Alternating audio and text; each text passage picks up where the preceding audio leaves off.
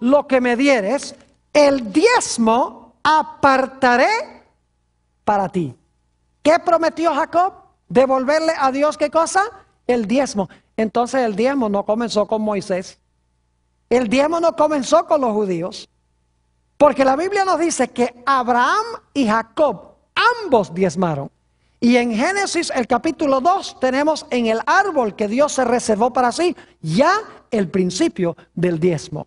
Es decir, aunque todo el dinero en realidad pertenece a Dios, Dios se ha reservado el 10% para él. Ahora, ¿para qué es que Dios mandó a la gente a devolver o a pagar el diezmo? Note lo que dice en Números 18, 20 y 21. Cuando el pueblo de Israel entró en la tierra de Canaán, escuchen bien, cuando Israel entró en la tierra de Canaán, habían 12 tribus.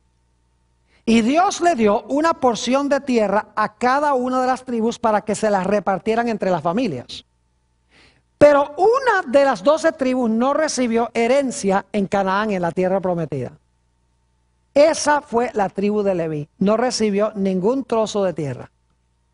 La razón es que los levitas debían servir las necesidades espirituales del pueblo.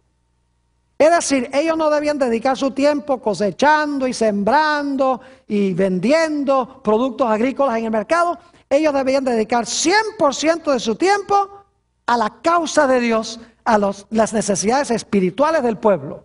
Y por lo tanto Dios dijo, ustedes no van a tener tierra. Y claro, la pregunta surge, si no tenían dónde sembrar y dónde cosechar y dónde criar animales, ¿cómo iban a vivir?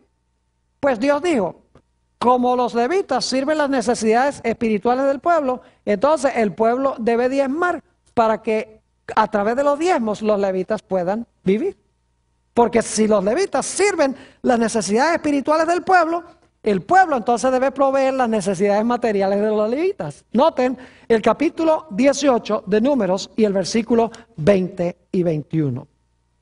Y Jehová dijo a Aarón, de la tierra de ellos, es decir, de los cananeos, no tendrás heredad, ni entre ellos tendrás parte.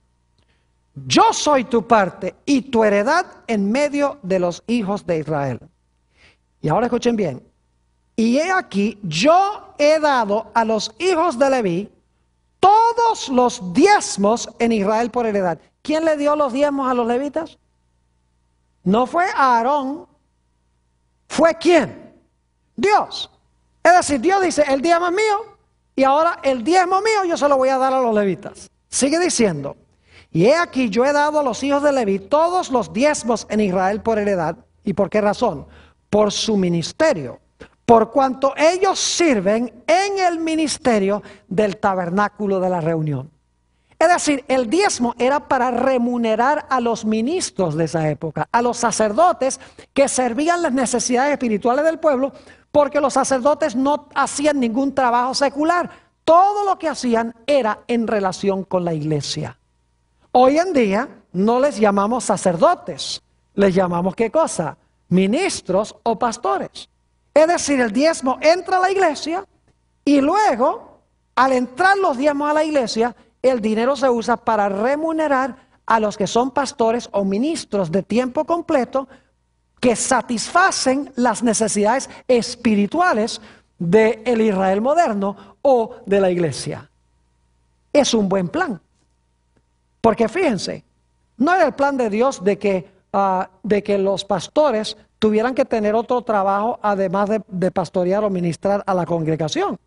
Porque cuando están trabajando en otras cosas, no pueden dedicarle tiempo completo a trabajar en la iglesia. Además de eso, lo interesante es que Dios mandó a que se usaran los diezmos para remunerar a todos los levitas de una forma equitativa. Es decir, no había un plan donde un levita ganaba millones y el otro levita ganaba un poco. Se pagaba equitativamente a todos lo que necesitaban para su supervivencia. ¿Saben otro detalle interesante? Es que los levitas también diezmaban. Es decir, los pastores le daban ejemplo al pueblo, diezmando los diezmos. Note lo que dice Números 18 y el versículo 26. Números 18 y el versículo 26.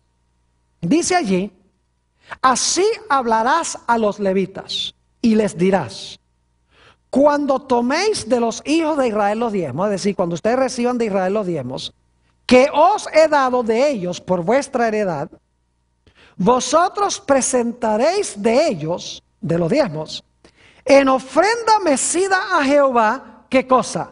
El diezmo de los diezmos. Es decir, los sacerdotes debían diezmar el diezmo que recibían.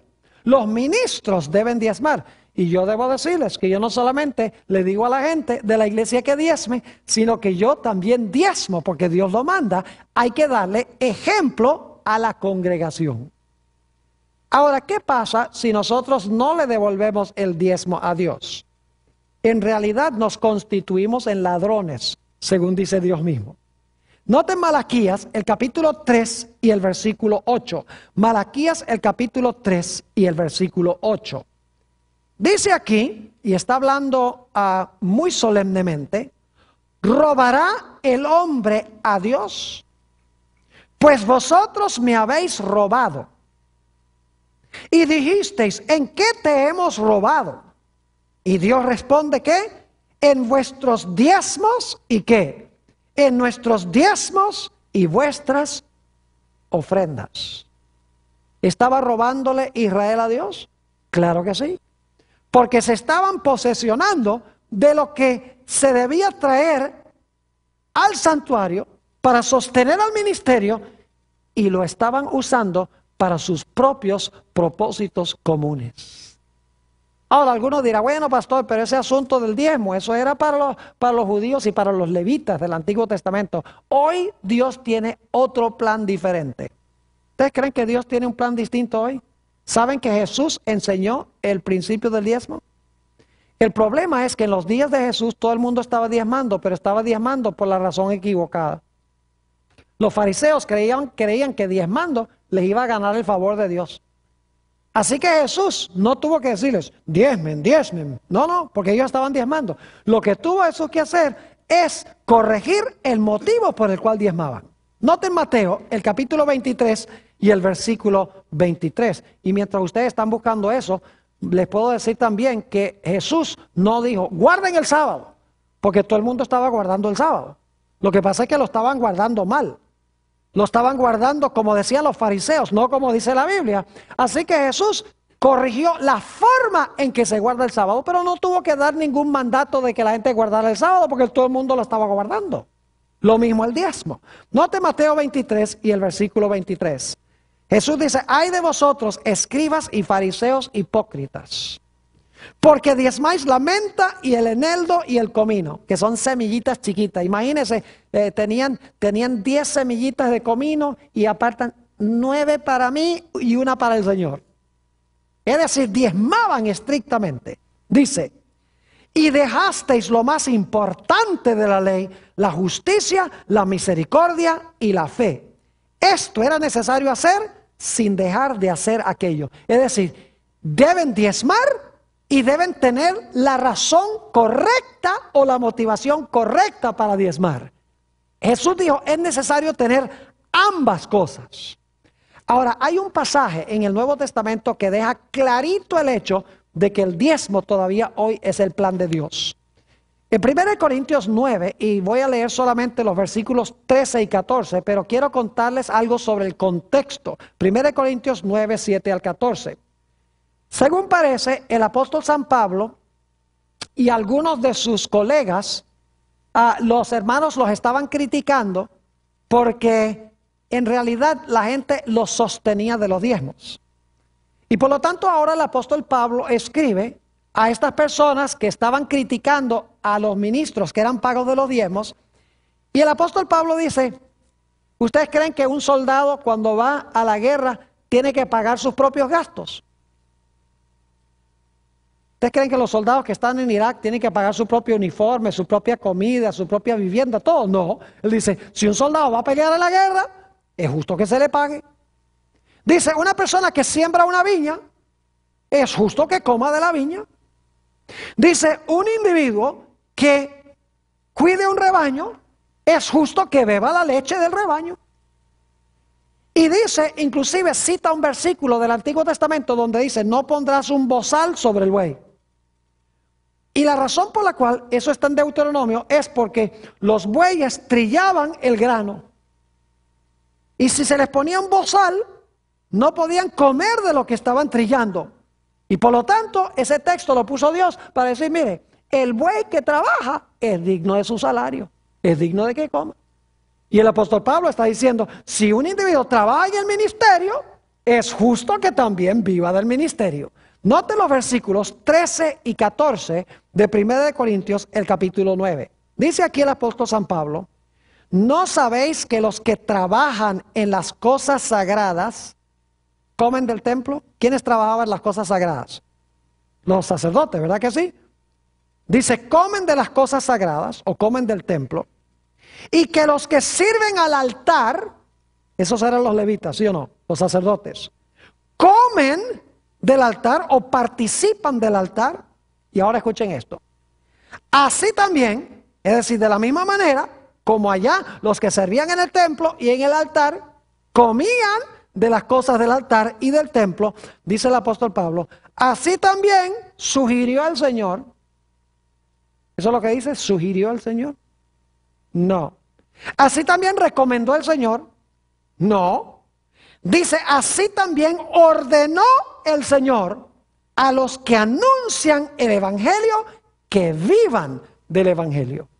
Al igual dice él que los que servían el altar y los que servían en el templo vivían de los diezmos que la gente traía al alfolí. De la misma manera, hoy ordenó Dios que los que anuncian el Evangelio, los que proveen las necesidades espirituales de la iglesia, es necesario que vivan del Evangelio, es decir, que vivan de los diezmos. Y saben que cuando la gente diezma es una inversión.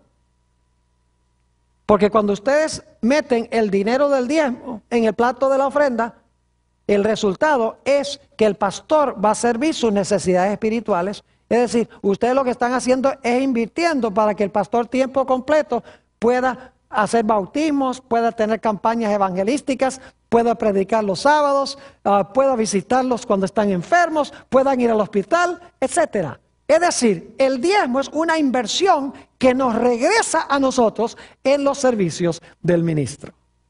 Es decir, que hasta ahora hemos estudiado 3 principios. Número 1, Dios es el dueño de todo. Número 2, nos ha colocado sobre sus posesiones como administradores. Principio número 3, se ha reservado una porción que nosotros ni siquiera debemos administrar. Y quiero decirles, nosotros no pagamos el salario del pastor. El salario del pastor lo paga Dios. Porque el diezmo es de Dios, así que no se crean de mucho. Y diga, yo pago el salario de mi pastor. No, señor, porque ese dinero no es de ustedes para pagarle al pastor. Ustedes sencillamente lo traen a la iglesia y Dios le paga al pastor. ¿Me están entendiendo lo que estoy diciendo? Ahora, el principio número 4, muy sencillo. El principio número 4 es que si nosotros respetamos la porción que Dios se ha reservado, el resultado va a ser bendición. Si nosotros irrespetamos la porción que pertenece a Dios, vamos a traer sobre nosotros una maldición. ¿Saben ustedes que en el libro de Génesis nos dice que Dios bendijo todo lo que Él creó? Noten Génesis 1:28, lo voy a leer rápidamente. Dice, y los bendijo Dios, y les dijo, fructificad y multiplicaos, llenad la tierra y sojuzgadla, y señoread en los peces del mar, y en las aves de los cielos, y en todas las bestias que se mueven sobre la tierra. Dios bendijo todo lo que creó. Pero luego en Génesis, el capítulo 3, dice que Adán y Eva pecaron. ¿Y saben cuál fue el pecado de ellos? Se agarraron lo que Dios había reservado para él. Podríamos decir que se agarraron el diezmo de Dios para usarlo para ellos. Es decir, no respetaron la porción de Dios. Y como resultado, ¿qué vino al mundo? Ustedes pueden leer en Génesis, solo les doy las referencias, Génesis 3:14, Génesis 3:17 y Génesis 4:11. Nos dice que la serpiente fue maldita, la tierra fue maldita y cayó una maldición sobre Caín. Es decir, cuando tomaron la porción que pertenecía a Dios,